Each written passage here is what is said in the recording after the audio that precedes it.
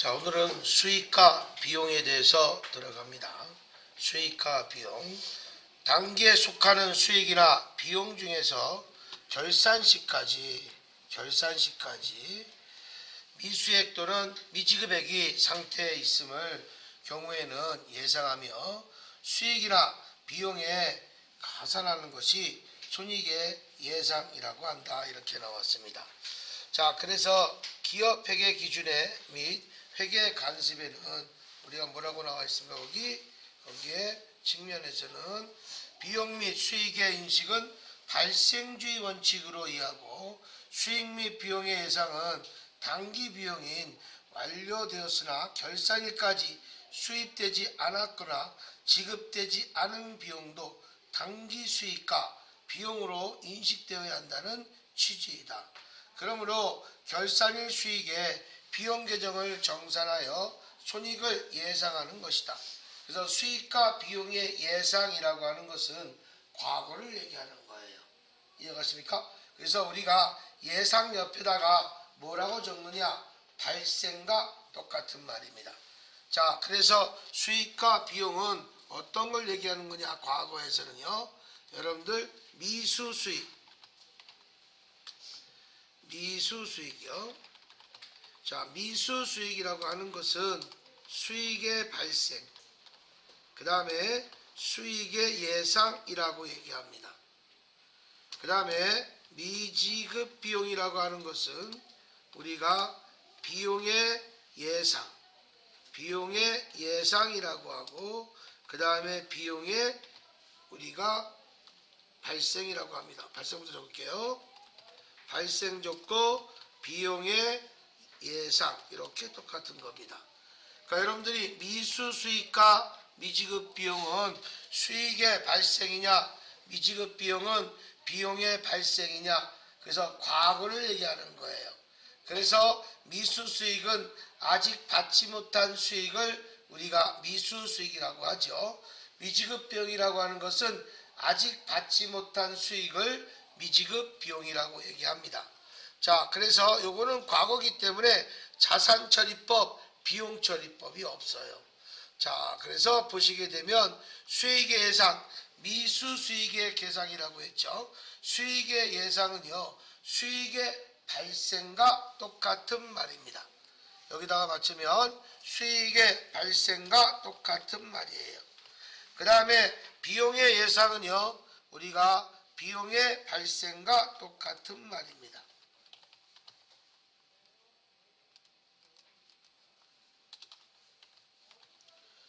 자, 그래서 미수 수익이라고 하는 것은 단기에 속하는 수익으로서 미수분이 있을 경우에는 단기 수익에 가산하는 동시에 미수금을 성질을 가진 자산으로 차기로 이월해야 한다. 즉 미수분을 해당하는 수익 계정에 대변에 기입하는 동시에 미수수익이라는 일시적 자산 계정을 설정하여 차변에 기입한다. 그래서 미수수익은 100% 차변 항목입니다. 즉 100% 차변 항목이에요. 자, 이렇게 보시고 비용 계정의 예상, 비용의 발생은 미지급 비용을 얘기하는 건데 단기에 이미 비용으로 발생하였으나 아직 지급되는 비용으로 이는 장래에 지급해야 할 부채가 해당한다. 발생주의 원칙에 따라서 이미 발생된 비용은 미지급 상태라 하더라도 단기 비용으로 처리해야 하며 미지급금을 표시하는 부채 계정인 미지급 비용 계정이라고 차기로 이월된다. 이렇게 나왔습니다. 그래서 내가 지급받지 못한 것은 내년에 내가 지급받지 못한 것은 내년에 갚아야 되겠죠. 그래서 미지급 비용이라는 부채 계정을 설정해 주는 거고, 미수수익이라고 하는 것은 내가 올해 받지 못한 것을 내년에 받아야 되겠죠. 그래서 미수수익이라는 계정 과목을 설정해 주는 겁니다. 이게 노래가 산토끼 노래야. 그래서 미수차, 미지급대면 미수차 이렇게 들어갑니다. 근데 우리가 성급은 노래가 있긴 있지만 여러분들 그거는 비용 노래야. 그래서 여러분들 보시면 성급, 이연, 성급차, 선수는 대변배 요겁니다.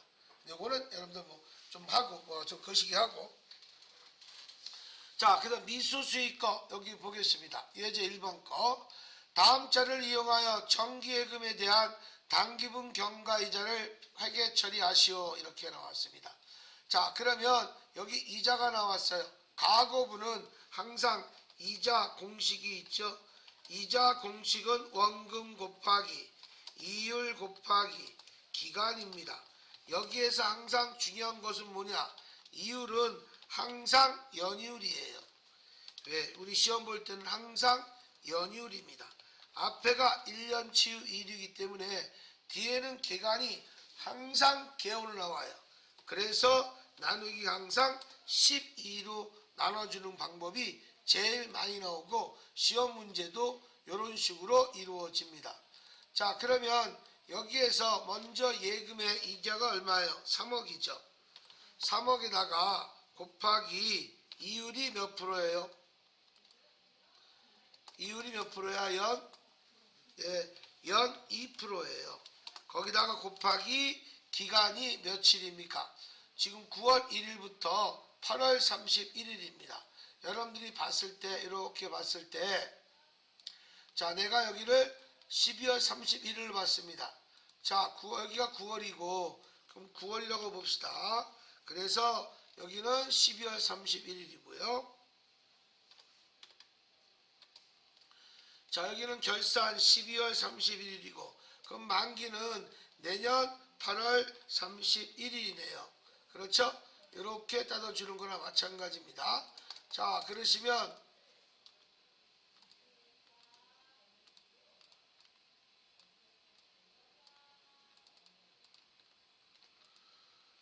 자, 여기에서는 우리가 나온 것이 공식을 그대로 해야 되겠죠. 그래서 못 받은 게 여기서는 얼마가 되겠어요? 그냥 공식 할게요. 3억 곱하기 연이율 몇 프로? 2% 곱하기 기간이 며칠입니까? 9개월부터 12개월이니까 봐봐. 9, 10, 11, 12 몇 개월이야? 4개월이죠. 그래서 4개월분의 12로 나눠줘야 되겠죠. 이해갔습니까? 그래서 4개월치가 나오겠네요. 계산 한번 해볼까요? 3억 곱하기 0.02 곱하기 4 나누기 12 10이 나왔습니까? 자, 계산했더니 얼마치가 나왔어요? 여기가 200만원 나왔죠? 경과분이 200만원 나온 겁니다. 여기는 경과된 거고요. 그렇죠? 근데 여기는 미경과된 건 필요가 없죠. 왜 그럴까요? 여기에서는 경과된 이자라고 나왔습니다. 뭐라고 나왔어요? 경과된 이자. 이렇게 경과됐다는 말이 나와요. 그러면 무조건 100% 미지급입니다. 이해갔습니까? 그래서 우리는 200만 원을 원래 돈을 받을 때 얼마 받아야 되는 거야? 만기가 돼야지만 원금과 이자를 받을 거 아니겠습니까? 그렇죠? 근데 12월 말일 날 우리가 결산을 보니 내가 이자를 원래는 받지 말아야 되는 거야. 그렇죠? 하지만 8월 말일 날 받아야 되지만 내 결산에서는 해야 될 거 아니겠습니까? 그래서 내 장부에서는 200만 원을 아직 받지 못한 걸로 돼 있는 거예요. 원래는 8월 말일 날 받으면 되는 건데. 이해가십니까? 그래서 여기서 분계가 차변의 미수수익 200만원, 대변의 이자수익 200만원으로 분계가 이루어지게 된 겁니다. 되셨습니까? 자, 그 다음에 미지급비용 부채입니다. 자, 말하자면 미지급 비용은 내가 아직 받지 못한 비용을 내년에 내가 아직 지급하지 못한 비용을 내년에 지급해야 되겠죠. 그렇죠? 자, 그래서 결산을 현재 차입금에 대한 이자 밑줄 그으세요. 차입금에 대한 이자라고 하는 것은 이것은 이자 비용입니다. 이자 비용을 발생하였으나 자, 지급일이 내년도 1월 29일이다. 자, 이자는 발생했지만 내가 지급할 거는 내년이란 말이에요. 그래서 원래는 내년에 1월 29일 날 지급을 해야 되는데 해야 되는데 여기에서는 뭐가 되겠습니까? 지급이 못한 걸로 돼 있잖아요. 12월 말일날 지나갔기 때문에. 그렇죠? 그래서 분계가 어떻게 이루어지겠습니까? 여기에서는 차변에 이자 비용 얼마? 2,300만원. 대변에 뭐가 되겠습니까? 미지급 비용 얼마? 2,300만원. 이렇게 분계가 이루어지겠죠. 자, 그래서 이런 식으로 분계가 이루어지게 되는 겁니다. 2번 거 보겠습니다. 2번은요. 여러분들 보시면 당해연도 12월분 영업부 급여 460만원이 기장 누락이 되어 있었대요. 12월분 급여는 다음 달 우리 다음 연도 1월 16일 날 지급하기로 했대요. 자, 본의 아니게 여기 볼게요. 11월 달 지급할 것은 12월 달에 지급할 때 이런 거 아니에요. 우리가 10월 달에 근무한 것은 11월 달에 지급하는 경우가 많잖아요. 근데 12월 달에 지급한 것은 1월 달에 지급할 때는 연이 넘어가 버리잖아. 이때는 분계를 해야 돼요. 이해가십니까? 그래서 이것도 12월이 넘어가기 때문에 원래가 12월이 안 넘어가면 안 합니다. 알겠습니까? 근데 12월 말일이 넘어가기 때문에 우리가 미지급 비용이라는 개정 과목을 쓰게 되는 거예요. 그래서 뭘 못 줬어요? 차변에 급여를 못 줬죠. 급여 얼마 줬겠습니까? 460만원을 줘야 되는데 내년에 주기로 했잖아요. 그래서 이것도 미지급 비용으로 얼마? 460만원을 우리가 입력해 줘야 내년에 지급한 걸로 내년에 지급을 하게끔 돼 있는 거죠. 그 다음 세 번째 거 보겠습니다. 자, 세 번째 거는 당해 9월 1일 날 기업은행으로부터 2억을 연 3%의 이자율로 1년간 차입하였다. 이자는 원금 상환에 함께 1년 후에 보통예금에서 지급할 예정이다. 월할 계산하시오. 이렇게 나왔습니다. 자, 요것도 계산을 해야 되겠죠. 2억 원에다 곱하기 연 3% 곱하기 몇을 해야 되겠습니까? 우리가 9월부터 12월까지니까 4개월이네요. 그래서 2억 원. 2억 원에다가 곱하기 연 몇 프로? 3% 곱하기 얼마? 4개월. 나누기 얼마? 12로 나눠주면 4개월치 금액이 나오겠죠. 얼마 나옵니까? 200만원 나오죠. 이것도 마찬가지로 차변에 이자 비용이 되겠죠. 이자 비용 얼마? 200만원. 그 다음에 대변에 뭐가 되겠습니까? 그렇죠. 미지급 비용이 되겠죠. 미지급 비용 얼마? 200만원. 이렇게 분개해 주면 되겠네요. 됐습니까? 자, 그 다음에 소모품 정리입니다. 소모품 정리. 자, 보시게 되면 소모품 처리입니다. 사무용 문방구, 장부 및 기타 소모품을 구입할 때 회계 처리 방법은 구입 시 처리 방법에 따라서 자산처리법과 비용처리법에 의하여 처리할 수가 있다. 현행 기업회계 기준에서는 중요성이 원칙에 따라서 비용처리법으로 처리하는 것을 원칙으로 한다. 그래서 여러분들 보시면 뭐 여기서는 그런 건 중요치 않습니다. ERP는요 자산처리법을 위주로 합니다. 요즘 여러분들 트렌드는 다 자산처리법이에요. 자, 그래서 비용처리법이라고 하는 것은 제가 앞부분에 얘기한 것처럼 우리가 만약에 우리가 기중에서 기중거래 시 분계가 차변에 소모품 B로 분계하였다. 그러면 비용으로 처리했다는 얘기입니다. 비용으로 처리했다는 얘기입니다. 자, 그래서 보시게 되면 이렇게 된 거고 대변에는 뭐 현금이 나갔겠죠. 요게 말하자면 무슨 처리법이에요? 이게 비용 처리라고 얘기하는 겁니다. 만약에 자산 처리라고 하면 기중거래 시 분계가 어떻게 이루어지냐?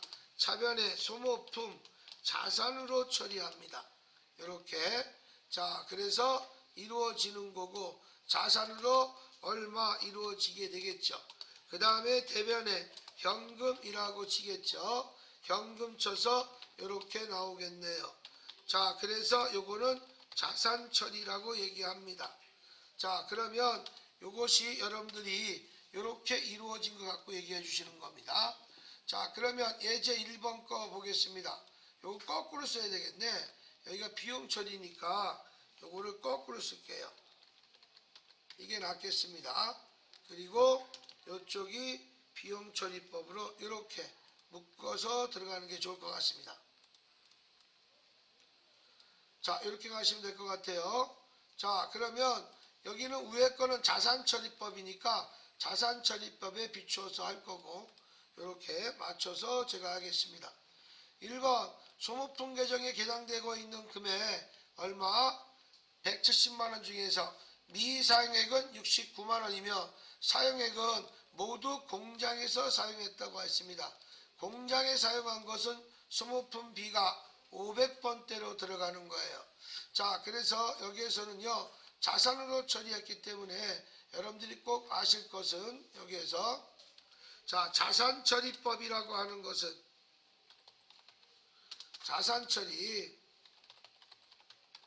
자산처리는요 항상 자산을 감소시켜야 되기 때문에 이건 뭐 여러분들이 또 헷갈릴 것이고 이것은 경과분 사용액으로 분개합니다. 자산처리는 경과분 아니면 사용액으로 분개합니다. 하지만 비용 처리할 때는 요거는 미경과분 미사용액 분개입니다. 여기에서는 지금 미경과분은 필요 없죠. 소모품이기 때문에 사용액 그 다음에 미사용액만 보시면 됩니다. 자, 이렇게 보시면 될 것 같아요. 자, 그러면 우리가 자산은 이렇게 돼 있었네요.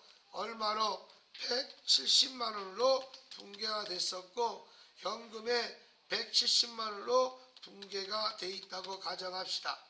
자, 그러면 여기에서는 뭐가 나왔어요? 가운데 나온 것이 미사용액이 얼마가 나왔습니까? 미사용액이 69만원 나왔죠. 그러면 이것은 사용액은 얼마가 나왔다는 얘기입니까? 101만원이 뭡니까? 사용액이란 얘기네요. 그렇죠? 그래서 사용액과 미사용액을 이렇게 구분해 줘야 되겠네요. 이해갔습니까? 자, 그러면 여기서는 사용액 분개라고 그랬죠? 그래서 결산 분개는 결산 시 12월 31일 분개는요 차변에 뭐가 되겠어요? 소모품 B 여기서는 공장 거니까 500번대 얼마? 사용액으로 62만원을 분개하고요. 대변에 뭐가 되겠습니까? 소모품 자산의 감소를 시켜줍니다. 그래서 얼마? 69만원으로 분개가 이루어지게 되겠죠. 그래서 이런 식으로 여러분들이 소모품이 이렇게 잃었던 것을 이렇게 감소를 시켜주는 겁니다. 이게 자산처리법이에요. 그래서 이렇게 여러분들이 해주시는 겁니다. 여러분들이 잘 보고 있나 안 보고 있나 확인한 거예요. 제가 잠깐 졸았어요. 그럴 수도 있죠. 여러분들 한번 틀리기만 한번 해봐. 내가 끝까지 잡아갈 겁니다. 나는 내 수업을 안 듣는 줄 알았더니 다 듣고 있네요. 감사합니다. 자, 이렇게 보겠습니다. 됐어요? 자, 이렇게 해서 여러분들 내가 일부러 내가 틀리게 한 이유가 있어요. 여러분들 잘 보고 있나 안 보고 있나 지금 이렇게 속으로 비웃고 있는 사람이에요. 미소를 띠는 건 비웃는 거고요. 소리를 크게 웃는 건 크게 웃는 거예요. 이렇게 속으로 끙끙 비웃는 그건 비웃는 거예요. 그 따위로 세상 살아요. 예. 자, 가겠습니다. 자, 그러면 이렇게 여러분들 보시면 되겠고 그러면 요게 1번 거야. 그러면 2번 것도 한번 해보죠. 2번 것도 여러분들 보시면 어떻게 돼요? 2번 거. 자, 구입 시에 자산 처리했다고 그랬죠? 자, 그러면 기준거래 시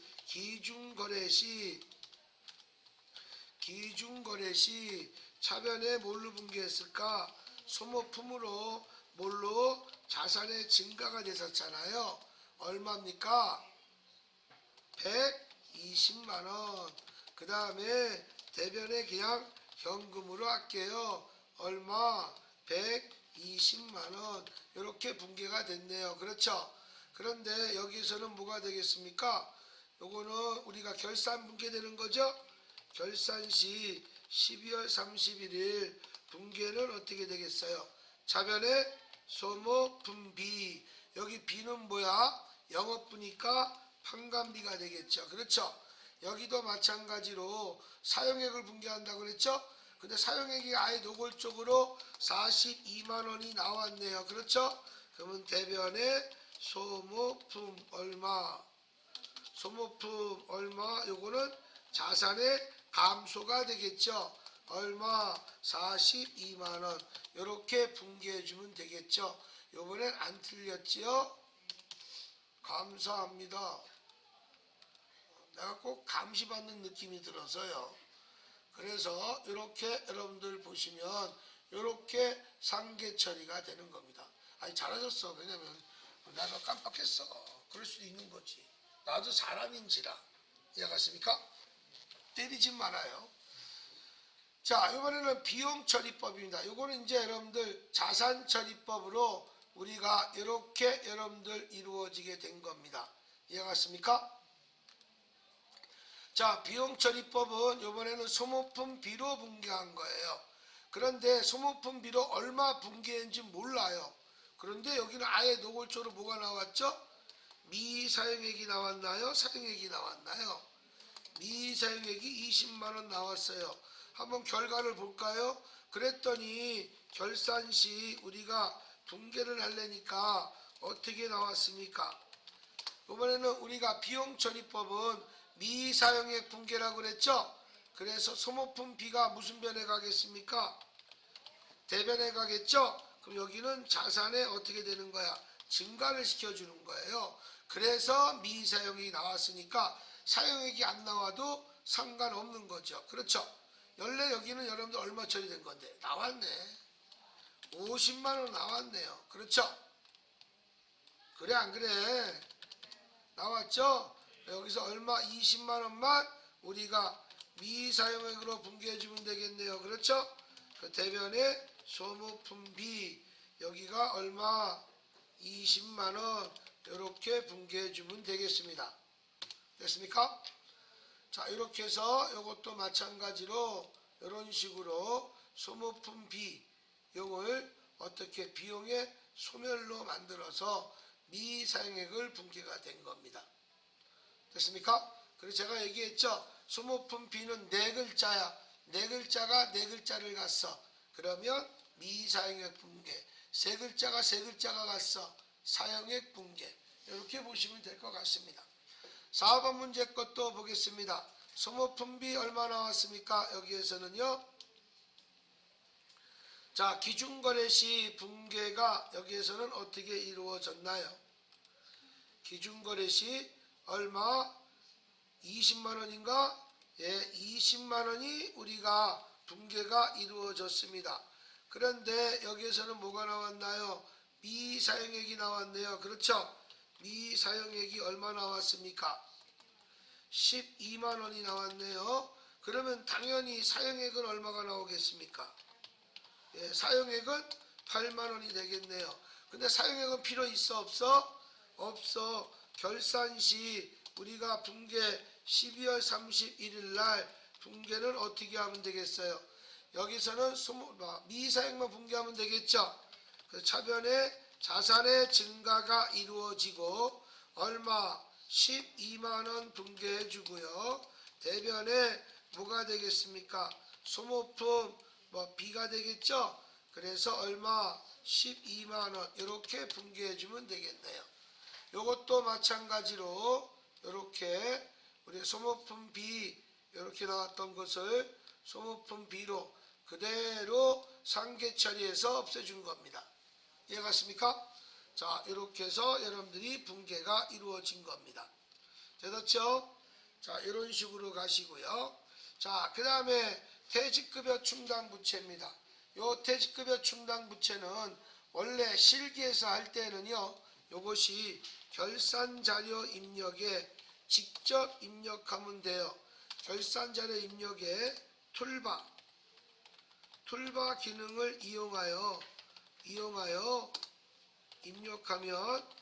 입력하고 자동 반영하면 결산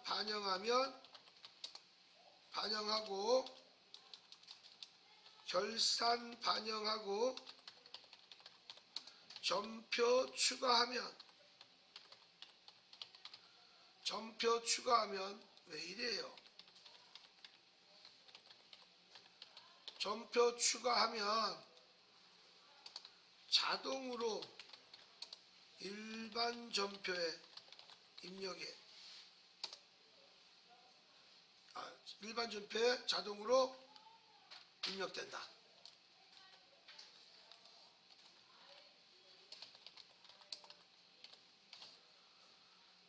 자, 그래서 여러분들 보시면 이 K랩에 한번 볼게요. 아무거나 결산 자료에서 원래는 이렇게 엔터 치고 여기에서 툴바 여기에서 입력하시는 거예요. 원래가. 이해갔습니까? 근데 요거는 제가 실기 때 해드릴게요. 알겠습니까? 요건 실기 굉장히 쉬워요. 요거는요. 그래서 대손삼각도 여기 툴바를 이용해서 하는 거예요. 몇 프로 치시고. 이해갔습니까? 그래서 요 두 개만 대손삼각과 퇴직충당만 요거만 툴바를 이용해서 해주시는 거예요. 자, 그러면 요건 여러분들이 이렇게 하시는 거 하시고요. 여기는 그냥 수동으로 해보겠습니다. 요 퇴직급여 추계액이라고 하는 것은 내가 퇴직금을 추정해서 계산해 놓은 금액이다 라는 얘기입니다. 그래서 보시게 되면 퇴직급여 충당 부채는 내가 전년도에 퇴직금을 쓰고 남은 거예요.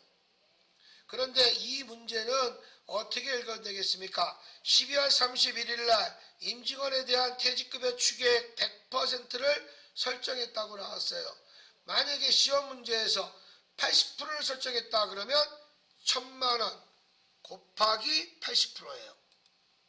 근데 여기는 지금 100%를 설정했다고 나왔죠? 그렇죠? 그래서 곱하기 100%예요. 이거 나온 거에다가 마이너스 요거를 빼줘야 내가 보충법으로 얼마 나오나요? 650만 원이 나오는 거예요. 계산 이렇게 하는 거예요. 만약에 80%만 해야 되는 거야. 이해가십니까? 근데 항상 100%만 나오니까 그냥 100% 계산도 안 해 그냥. 알겠습니까? 똑같이 마찬가지로 관리부도 곱하기 몇 프로? 100% 마이너스 얼마 빼줘? 600만 원 빼주니까 내가 퇴직급여 보충법으로 계산한 금액이 얼마가 나오나요? 600만 원이 나오네요. 이렇게 돼서 요거를 분개해 주는 거야. 요렇게 수동으로 얘기하자면 이렇게 분개합니다. 근데 이게 자동으로 분개가 나와요. 한번 보여줄게요. 따라하지 마시고. 자, 결산 자료에서 여기에서 만약에 이렇게 나왔다. 여기 얼마? 여기는 1650만원 찍게요. 그래 여기 650이 나오잖아. 내가 일부러 맞춰준 거예요 숫자에. 그래 여기는 얼마? 1200에 맞춰주면 600 나오겠죠? 나오나 안 나오나요? 생산부는 650, 판관비 600이잖아. 그렇죠? 그리고 결산 반영합니다. 결산 반영하고 점표 추가하잖아요. 그러면 일반 점표 12월 31일자에 볼게요. 지가 알아서 이렇게 600 분개됩니다. 나오죠? 그 다음에 위에 보시면 650, 500번대는 위에 있어요. 이렇게 나옵니다. 이해가십니까? 요거는 너무 걱정 안 하셔도 돼요. 그러니까 대손 충당금 결산 나오고 퇴직급여 충당금 결산 나오고 법인세 결산 나오죠? 그건 주워먹기예요. 이해가십니까? 주워먹기입니다. 자, 그래서 이렇게 해주시는 거다. 이해가십니까? 자, 요거만 여러분들 잘 보시면 돼요.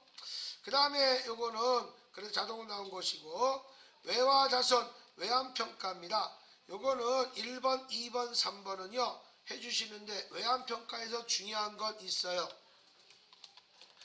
차변의 외환차손과 대변의 외환차익은 요건 언제 때만 쓰는 거냐? 기중거래 시에만 사용하는 계정입니다. 하지만 결산일 때는요, 외화 환산 손실,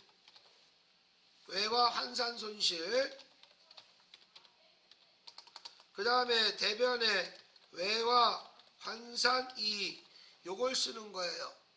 요거는 아무 때만 쓰는 게 아니고 결산 때만 씁니다. 결산 시에만 차액만 가지고 분개합니다. 차액이에요. 차액만 가지고 분개합니다. 차이점이 여기에 있습니다. 그래서 여러분들 제가 좀 이따가 종이 한 장짜리 다 드릴 건데, 우리가 결산했을 때 평가할 때는 무조건 차액만 가지고 분개합니다. 됐어요? 자, 그러면 이건 공식은 없어요. 왜냐면 환율이 오르고 내릴 수가 있잖아요. 그거 내가 부채였어? 내가 갚을 건데 환율이 올랐어? 아유, 기분 나쁘죠. 그러면 손해보는 거고, 내가 갚을 건데 환율이 떨어졌어? 괜히 기분 좋죠. 그러면 이익 본 거예요. 근데 내가 자산이야, 대여금, 외상매출금을 내가 외상으로 팔았어. 환율이 떨어졌어? 짜증나지요. 외상매출금인데 내가 환율이 올랐어? 아유, 기분 좋죠. 금값 오르듯이 기분 좋죠. 금값만 생각하면 내가 지금 끝이 안 보여요. 지금 팔았어야 돼. 내가 그때 이 30만원 좀 안 될 때 팔았거든, 옛날에. 지금은 60만원이 넘는다며요. 좀 참아야 되는데. 그때 집이 어려워서. 자, 볼게요. 1번 보시게 되면 뭐가 나왔나요? 여기에서는요, 1번에서는 단기대여금 중에서 단기대여금 1,500만원, 미화로 얼마입니까? 8,000달러요. 그렇죠? 그러면 요게 지금 1,500만원이잖아. 그 가만히 보니까 산수, 수학을 못 하시는 분들은 요게 빠르더라고요. 내가 지금 1,500만원이잖아요. 1,500만원 외화 대여금이, 그렇죠? 대여금이 지금 1,500만원을 받을 게 있는데, 지금 보니까 얼마, 달러가 얼마 나왔어? 8,000달러 나왔나요? 8,000달러 곱하기 환율이, 지금 결산 환율이 얼마 나온 거야? 1,200원을 계산하니까 얼마 나온 거예요? 960만원이네요. 그러면 내가 1,500만원을 받아야 되는데 결산 환율이 떨어지는 바람에, 떨어진 거 몰랐지만 계산해 보니까 960만원 못 받잖아요. 그렇죠? 그럼 1,500에서 960을 빼주니까 얼마가 나오겠어요? 마이너스 얼마? 540만원이 생긴 거죠? 아, 그러면 이거 손해본 거예요. 이해가십니까? 그래서 손실받기 때문에 분개가 어떻게 이루어지게 되겠습니까? 여기서는 차변에 분개가 어떻게 이루어졌나요? 보시게 되면 차변에 외화, 그렇지, 환산 손실 얼마? 얼마? 540만원. 대변에 뭐가 되겠습니까? 단기 대여금. 알겠습니까? 뭐 외화 대여금 상고 단기 대여금 중이라고 해서 단기 대여금 얼마? 540만원. 이렇게 손해본 거죠. 됐습니까? 자, 이번에는 두 번째 거 차입금입니다. 차입금 얼마? 여기는 차입금이에요. 차입금 얼마죠? 990만원인데 여기에서 뭘 빼줬어? 얼마야? 몇 달러야? 9,000달러 곱하기 환율이 얼마입니까? 1200원 똑같죠? 1200원 계산하니까 얼마 나왔나요? 1080원 나왔어요. 80만원 나왔어요. 그렇죠? 여기서는 어떻게 됐습니까? 플러스가 나왔죠? 얼마 나왔나? 플러스, 여기도 마이너스 나왔죠? 빼준 거니까. 그러면 얼마 나오나? 90만원 나오나? 마이너스 90만원 나오잖아. 이해갔습니까? 그럼 이것도 어떻게 되겠습니까? 손해본 거죠? 손해봐서 이익 봤어.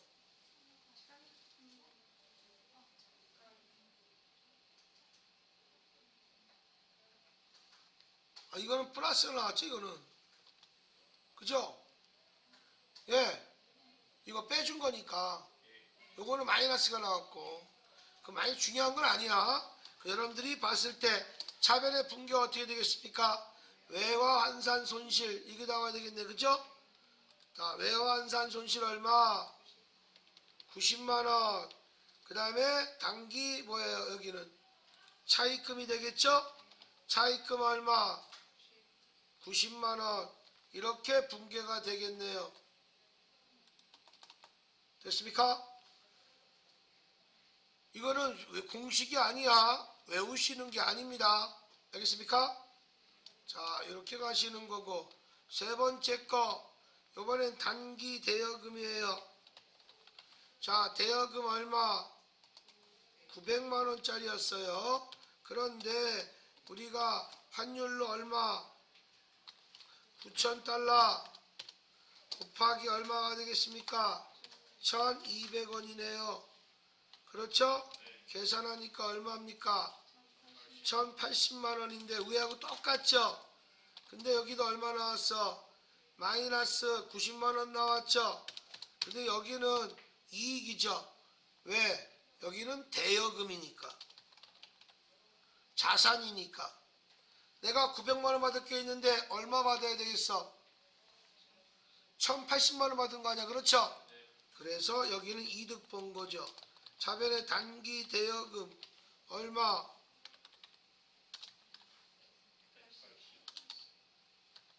대여금 얼마? 어? 180만원. 180만원. 뭐 마이너스 나왔다고 손실 이렇게 생각하면 안 돼. 플러스 나왔다 이익 그런 거 생각하면 안 돼. 외화 환산 이익 얼마? 180만원. 이렇게 해주시면 되겠습니다. 됐죠? 자, 이렇게 보시면 되겠고, 장기차입금 보겠습니다. 자, 장기차입금은요, 여러분들 보시면 뭐가 나왔나요? 여기 봤을 때 요거 맞아 끝냅시다. 자, 장기차입금은요, 자, 3년 전에 우리은행에서 차입한 차입금 중에서 내년에 만기가 도래하는 차입금 4천만 원이 있대요. 그러면 여기 보세요. 3년 전에 내가 돈을 빌렸을 때 어떻게 빌렸습니까? 차변의 연금, 대변의 장기차입금 빌렸겠죠? 그런데 그게 1년 이내 도래됐어. 그러면 장기차입금이 단기로 바뀌지 않아요. 이해갔습니까? 그럼 장기차입금은 그대로 장기차입금이 되기 때문에 이것은 유동성 장기부채는 개정 과목을 설정해 줍니다. 이해갔습니까? 그래서 여기는 잘 봐봐. 차입시 분계는 어떻게 됐을까요? 차변에 현금이 들어왔겠죠? 현금 얼마? 4천만원. 대변에 장기차입금 얼마? 4천만원 이렇게 됐었어. 근데 결산이 돼 보니까 결산시 우리가 어떻게 돼요? 1년 이내 들어냈다고 그랬죠? 그래서 대변에 장기차입금 있던 4천만원을 이렇게 상계 처리하고 됐나요? 그 다음에 대변에 뭐가 되겠습니까? 유동성 장기부채. 장기부채 얼마? 4천만원을 분계가 이루어져야 되는 거예요. 됐습니까? 자, 잘 들어요. 그래서 요거는 1년 이내 도래했기 때문에 이렇게 된 거고요. 만약에 이렇게 됐는데 다시 연기하면 다시 결산시 붕괴를 또 합니다. 차변에 다시 역붕괴야. 차변에 유동성 장기부채 얼마? 4천만원 원상복귀 시켜야 돼요. 대변에 장기차입금 4천만원 이렇게 붕괴해 줘야 됩니다. 원래 여기에서는 붕괴가 이거예요. 알겠습니까? 하지만 다시 연기하면 다시 역붕괴예요. 그래서 이렇게 차입금 갖다가 다시 이렇게 갑니다. 그러니까 시험 문제 어렵게 나오면 이렇게 어렵게 나오는 거예요. 됐습니까? 이렇게 봐주시면 되겠고요. 두 번째 거 장기차입금 내역입니다. 여기 보시게 되면 자 여러 가지가 많잖아요. 그렇죠? 그러면 내가 장기차입금은 유동성 장기부채는 내년에 갚을 것만 한다고 그랬죠? 그래 안 그래요? 그러면 요거 우리은행 거는 만기가 언제예요? 후년이죠. 그럼 이거는 붕괴 없어요. 신한은행 차입금은요? 내년도죠. 그래 안 그래요? 그럼 내년도 붕괴해야 됩니다. 그래서 신한은행 거 붕괴 어떻게 되겠습니까? 차변에 장기차입금 얼마? 장기차입금 얼마? 예, 3천만원. 대변에 유동성 장기부채 얼마? 3천만원. 근데 여기는 나중에 꼭 거래처가 들어가야 됩니다. 알겠습니까? 그 다음에 국민은행 거 4천만원인데 내년 들에 도래되는데 몇 년 균등상각이에요? 몇 년간? 5년 균등상각이에요. 그렇죠? 그러면 여기서는 붕괴 어떻게 되겠습니까? 차변에 장기차입금 얼마? 800만원 해줘야 돼요. 대변에 유동성 장기부채 얼마? 800만원 해줘야 돼요. 왜 그럴까요? 5년간 원금을 균등불안했어요. 이런 건 또 조심하셔야 돼요. 이해갔습니까? 정말 제 세무 2급책이지만 아마 세무 1급 못지 않아요. 여러분들 이해갔습니까? 나중에 세무 1급 들어가서 법인세만 하시면 될 거예요. 재무회계는 이 정도 잘하시면 정말 잘하시는 거예요. 사채 다 했어. 매도 다 했어. 그럼 더 이상 나올 게 없어요. 법인주정만 열심히 하시면 돼요. 그리고 소득세에서 이제 근로소득 이외의 거 있죠? 사업소득, 배당소득 이런 것들만 좀 공부하시면 돼요. 왜? 저는 근로소득 여기 뭐 기타소득 이런 것들밖에 안 해주거든요. 여기서는 시험 문제가 그거밖에 안 나오기 때문에 자 이렇게 해서 여러분들 해주시는 겁니다. 이해갔습니까? 그 다음에 장기차입금 매체입니다. 요거는 뭡니까? 마이너스 통장이야. 여러분들 마이너스 통장 쓰신 분들 있죠? 이 마이너스 통장은 내가 뭐예요? 빌린 거예요. 그래서 마이너스 통장 나왔다. 그럼 2월 입서. 무조건 단기야. 왜? 마이너스 통장을 장기해줘? 그럴 리는 없어요. 다 1년마다 항상 갱신입니다. 그래서 단기야 단기. 그래서 차변에 뭐가 되겠습니까? 보통예금 돈을 빌려온 거나 마찬가지야. 밑에 답 나온 것처럼 차변에 보통예금, 대변에 단기 차입금으로 분개해 주는 거예요. 여기도 거래처가 꼭 들어가야 됩니다. 이해갔습니까? 자 이렇게 되신 거고요. 그 다음에 사채 이자 요거 한 거 있었죠? 한번 보겠습니다. 사채 이자율이 나왔네요. 여기는 보시면 이렇게 여러분들 보시면 발행한 것들이 있죠. 자 요거는 이렇게 한 것은 이자를 갚은 거예요. 원래 예를 들어서 요거 하나 여기 볼게요. 예를 들어서 사채 발행 시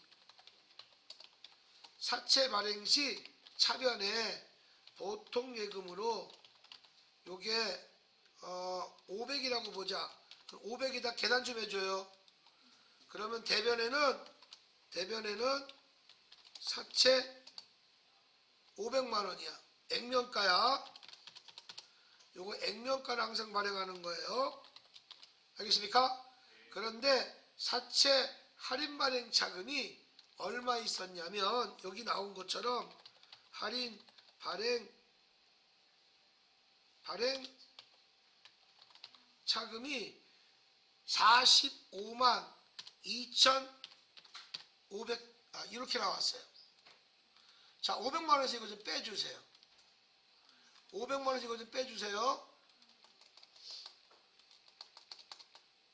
그럼 빼주니까 얼마 나오겠습니까?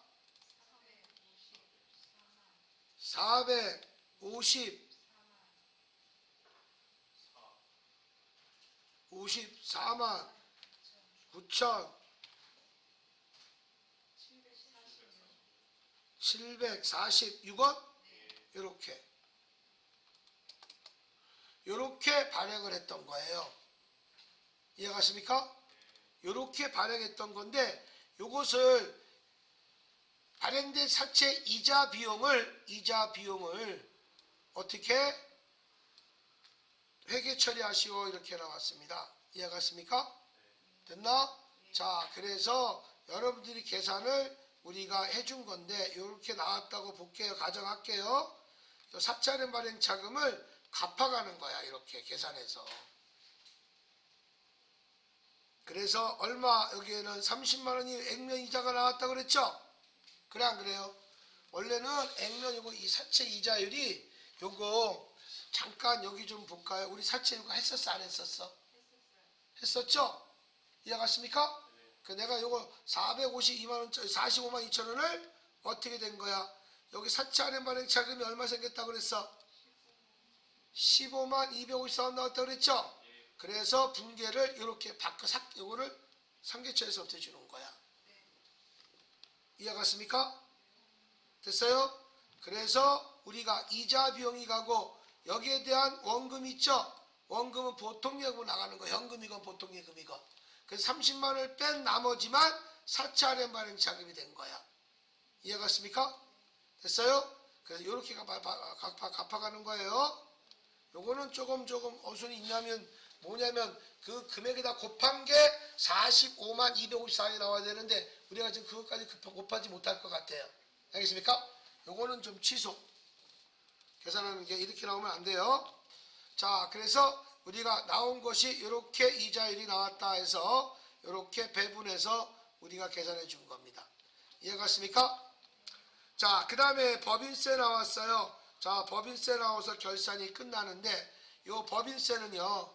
여기 보겠습니다. 여기 볼게요. 요거 법인세 나와도 결산 자료 입력 있죠? 여기에 들어가셔서 제가 엔터 때릴게요. 아니요 하겠습니다.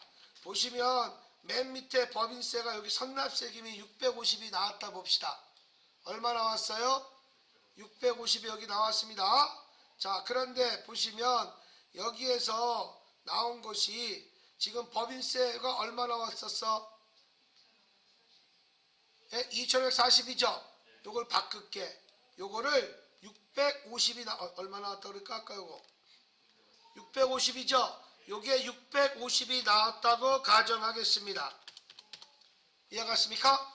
그러면 내가 중간에 납부한 금액이 650만 원이에요. 이해갔습니까? 그런데 전체 납부할 금액을 보니까 2,540만 원을 납부해야 된다고 나왔네요. 이해가 됐어요? 자, 그러면 여기에서는 우리가 분계가 어떻게 이루어졌느냐? 8월 말일날 차변에 사채가 선납세금 얼마? 650만 원 나왔고 그 다음에 대변에 현금으로 우리가 납부했다고 봅시다. 현금으로 얼마? 650만 원으로 납부했다 봅시다. 이것은 우리가 법인세가 1월 1일 법인일 때 8월 31일 날로 우리가 이루어지게 되는 거예요. 이해갔습니까? 자, 이렇게 법인세가 중간 연합액을 8월 31일 날 납부합니다. 그리고 12월 31일 날 다시 우리가 법인세를 정리합니다. 법인세를 정리하는데 법인세 총 납부 금액이 얼마가 나왔어요? 2,540만 원이 나왔네요. 우리가 법인세 중간 예납액은 얼마가 나왔고요? 중간 예납액은 얼마 나왔고요? 예, 여기는 650만 원이 나와서 8월 달에 분개했는데 보니까 12월 말일 보니까 이렇게 우리가 650만 원 나왔다는 것이 나왔네. 그죠?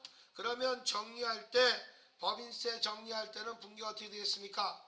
차변에 법인세 등 얼마? 2,540만 원 이렇게 분개하시고 내가 납부한 선납세금 있죠? 상계 처리해서 없애주고 얼마? 650만 원. 그 다음에 내가 납부할 세금이 얼마입니까? 그럼 더 납부할 세금이 뭐가 되겠어요? 미지급 법인세, 미지급 세금이라고 합니다. 얼마 계산하니까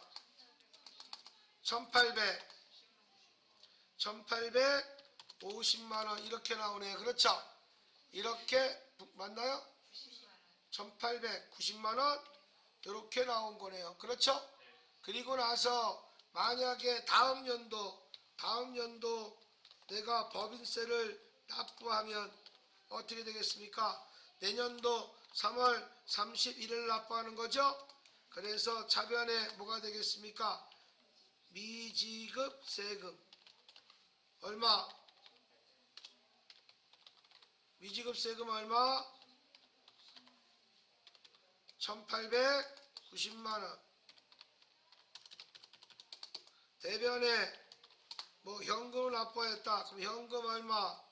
1890만 원 이렇게 되는 거죠.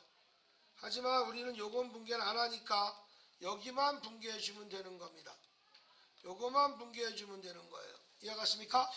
요거를 그대를 분개하는 거를 어떻게 이루어진 거냐? 자, 여기 볼게요. 결산해서 여기다가 650 쳐주시고 그 다음에 1890만 원을 쳐주면 이렇게 얼마? 여기가 650만 원 쳐주고 1890만 원 쳐주면 2240 나왔죠? 이렇게 나오고 나서 전표 추가합니다. 전표 추가하면 일반 전표 12월 31일 보시게 되면 분개가 이렇게 두 가지로 나와요. 자동으로 나옵니다. 밑에 나온다겠죠? 이해가십니까? 이렇게 저는 한꺼번에 분개했지만 자동으로 분개할 때는 따로따로 두 번 나옵니다. 이해가 됐습니까? 이렇게 해서 분개가 이루어지면 됩니다. 이해가 됐습니까? 자, 이렇게 해서 결산이 마무리가 됐습니다. 여기까지 마치고 10분에 쉬었다 할게요.